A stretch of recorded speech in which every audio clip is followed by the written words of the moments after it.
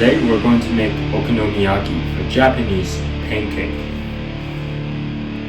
Here are the okonomiyaki ingredients.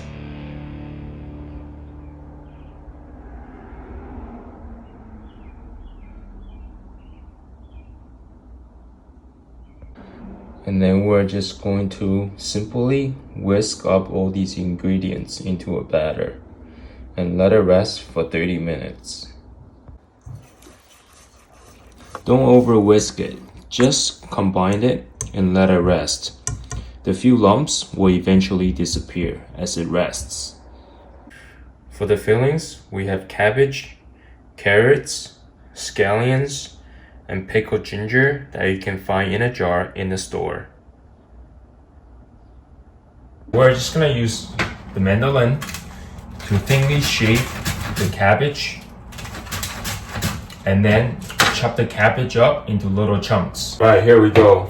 Just take our knife and rock back and forth and cut up the cabbage. It doesn't have to be perfect.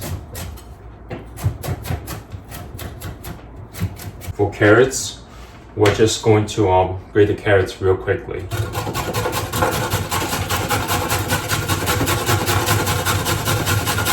And now we're just going to finely slice the scallions.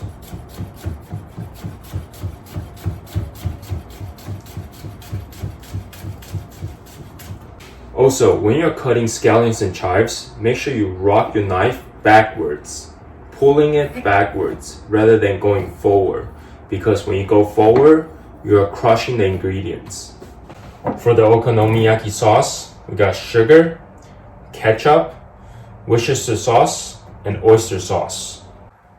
So we got about 4 tablespoons of ketchup, 3.5 tablespoons of Worcestershire sauce, and 2 tablespoons of the oyster sauce.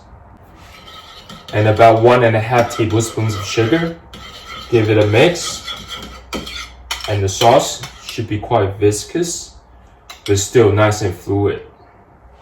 We got the veggies. I added cane corn, by the way, the sauce, and the batter. Now, let's make okonomiyaki. Right, next, we're just gonna mix the veggies into the batter.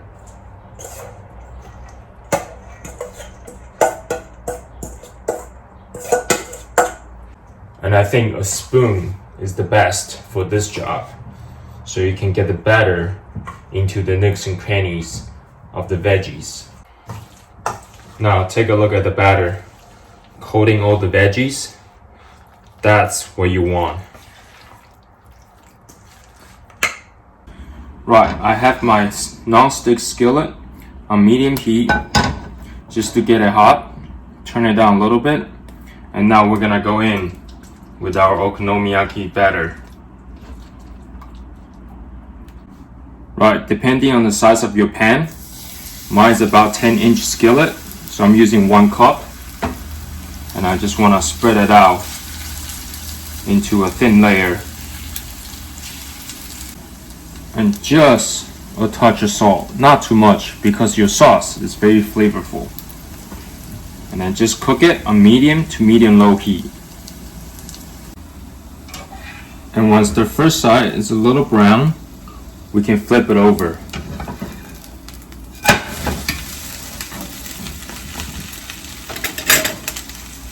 And now I'm going to put a lid on to make sure all the veggies are cooked.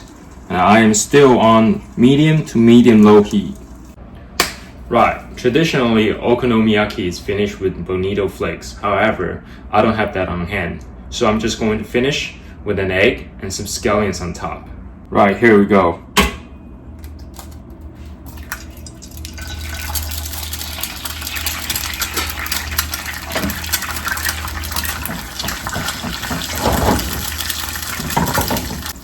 Now slide the pancake back.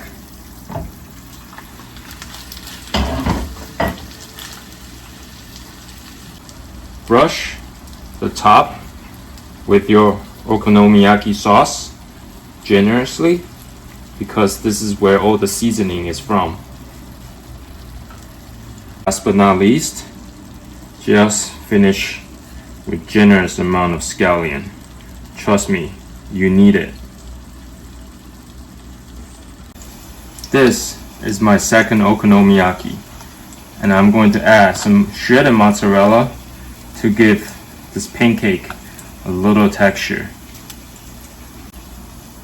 After adding the cheese, you just want to add a little more fillings on top.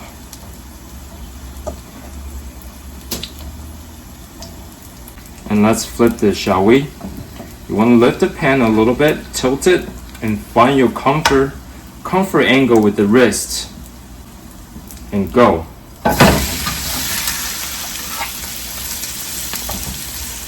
Beautiful. Now put the lid on. You want to cook the veggies until nice and tender. And we are on medium-low heat here. And same thing with last okonomiyaki, we're gonna add an egg. Season. Stir that up very quickly. Slide the okonomiyaki back and brush it generously with the sauce. And then we're just gonna top it off generously with scallions. That is amazing. This is my homemade version of okonomiyaki. Straightforward and simple and delicious. The sky is the limit for what you want to put in the pancake. So go get it. Now look at that stretch on the mozzarella cheese. Give it a try at home.